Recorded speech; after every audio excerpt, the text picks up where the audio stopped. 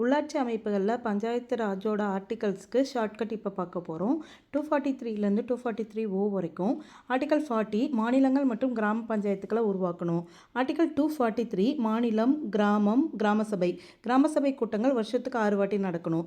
அடுத்தது 243A ஏன்னு அதிகாரம் பண்ணணும். அடுத்தது 243B பி ஃபார் பில்டிங் கட்டமைப்பு, 3 டயர் சிஸ்டம், 3 மாடி பில்டிங். அடுத்தது 243C ஃபார் கண்டிஷன் நிபந்தனை.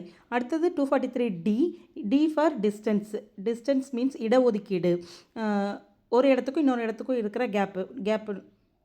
அடுத்தது 243E எப்போ எக்ஸிட் ஆக போகிறீங்க, பதவிக்காலம் 5 வருஷம். 243F for unfit தகுதியின்மை. 243G வந்து 11வது அட்டவணையில் 29 அதிகாரத்தை பற்றி கொடுத்துருப்பாங்க. கவர்மெண்ட் அதிகாரம் பண்ணுது. அடுத்தது 243H ஃபார் வரி விதிப்பு, ஹையாக வரியை விதிக்கிறாங்க. அடுத்தது 243I நிதியை பார்த்தோன்னே நம்மளோட ஐஸ் விரிவடையும். அடுத்தது 243J ஜுவல்ஸ் நிறைய வச்சோன்னா தணிக்கை பண்ணுவாங்க. அடுத்தது 243K ஃபார் தேர்தல், கிங்கை செலக்ட் பண்ணுறதுக்கு தேர்தல் நடத்துகிறாங்க.